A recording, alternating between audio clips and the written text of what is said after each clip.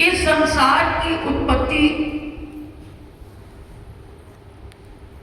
का जो प्रारंभ होता है मनु और शत्रुपा, जहां से हमें मानव या मनुष्य कहा जाने लगा।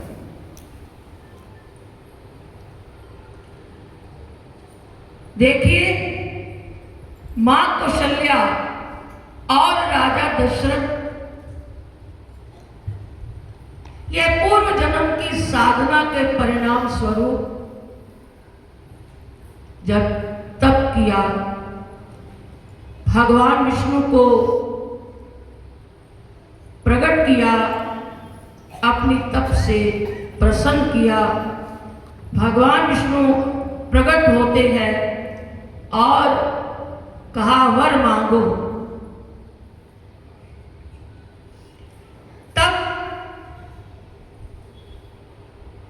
इस दंपति ने भगवान विष्णु से प्रार्थना की, हे प्रभु, आपके जैसा पुत्र हमारे गृह में आए।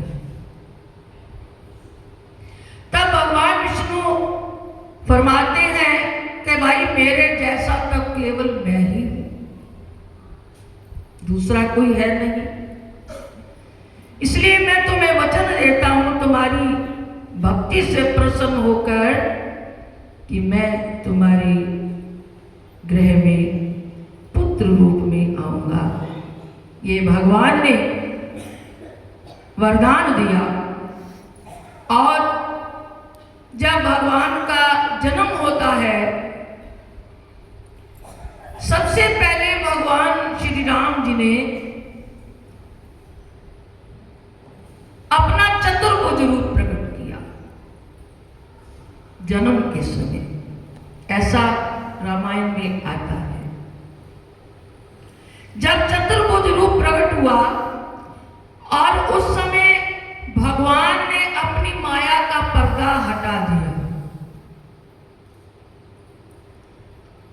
यानी उस दिव्य चक्षु से भगवान का चतुर्भुज रूप जब मां कौशल्या निहार रही है, अब वो माया से परे का दृश्य है, चरम चक्षुओं से दिखाई ना देने वाला दृश्य था। तब मां कौशल्या कहती है, भगवान कहते हैं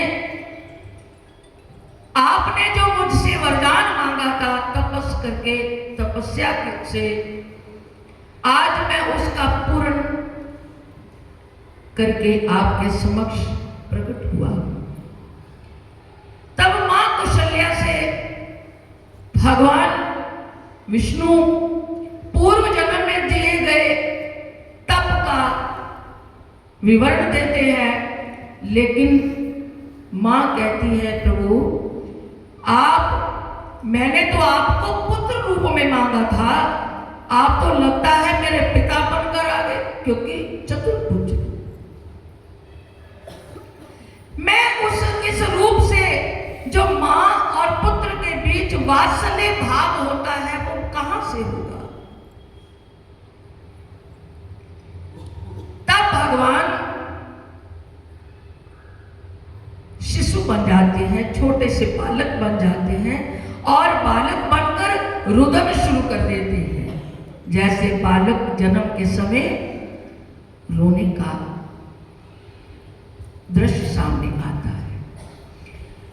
तो ये बात हमें स्पष्ट होती है कि त्रेता युग में भगवान श्री राम का जब अवतार हुआ, उस समय भगवान ने पहले अपना दिव्य स्वरूप उसी प्रकार मां को दिखाया जैसे भगवान श्री कृष्ण ने अर्जुन को अपना विराट स्वरूप दिखाया था, जो चरम चक्षुओं से न दिखाई देने वाला, ज्ञान चक्षुओं से उसको दर्शन दिया। उसके बाद मां सब भूल गई। कुछ मिनट पहले विष्णु अवतार का दर्शन हुआ, वो माया हट गई थी।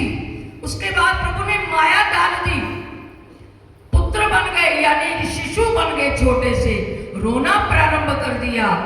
अब मां सब भूल गई, अभी कुछ क्षण पहले मैंने क्या देखा। जैसे हम पूर्व जन्म, हम भी नहीं जानते पूर्व जन्म में क्या थे। ये क्या है? ये प्रभु की माया है। अगर ये भेद खुल जाए तो फिर संबंधों में गड़बड़ हो जाएगी। कई बार पुत्र पिता बन सकता है, पिता पुत्र बन के आता है, मां पत्नी बन सकती है, पत्नी मां बन सकती है। तो ये मेरा कहने का अभिप्राय है कि भगवान श्री राम जब प्रकट होते हैं विष्णु अवतार में, मां को पहले अपना विराट स्वरूप विष्णु रूप के दर्शन कराए, फिर शिशु रूप बन करके रोना प्रारंभ किया। मां उस समय भूल जाती है और अपने पुत्र से फिर उसी प्रकार लाड प्यार करती है। कहते हैं कि जब मां के कहने पर विष्णु भगवान शिशु बन गए, फिर भी मां ने कहा अभी प्रभु, अभी वो बात बनी नहीं, अब रोइए, तभी मुझे लगेगा कि आप मेरे पुत्र बनकर आए हो।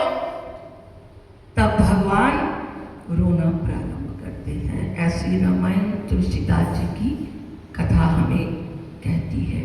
तो आज भगवान श्री राम का अवतार दिवस हम मनाने के लिए उपस्थित हुए हैं। आप सबने बड़े भाव से, बड़ी श्रद्धा से अपने अपने मन का संकल्प लेकर गुरु महाराज जी के चरणों में आज सुंदरकांड का पाठ गायन किया, श्रवण किया।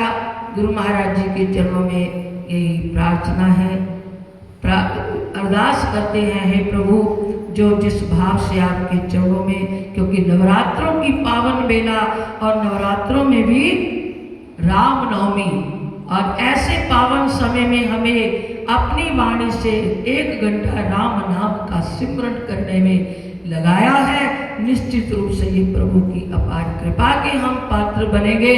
तो गुरु महाराज जी के चरणों में यही आप सबके लिए यही प्रार्थना करते हैं। गुरु महाराज, आप अपना आशीर्वाद, हे प्रभु आप अपना आशीर्वाद सबके जीवन में बनाए रखना। तो आज हमारे परम आराध्य दादा गुरुदेव श्री परमहंस दयाल जी महाराज जी का भी 181वां हम जन्म दिवस मना रहे हैं। वो ऐसे रूहानियत सम्राट थे जिन्होंने अपने जीवन काल के अंदर ऐसी घोर साधना करके, ऐसा अपने आप को छिपा करके दुनिया के सामने रखा, कहीं प्रकट नहीं किया। कहां छपरा में भगवान गुरुदेव ने जन्म लिया, छोटी उम्र में माता पिता का देहांत हो गया और उस समय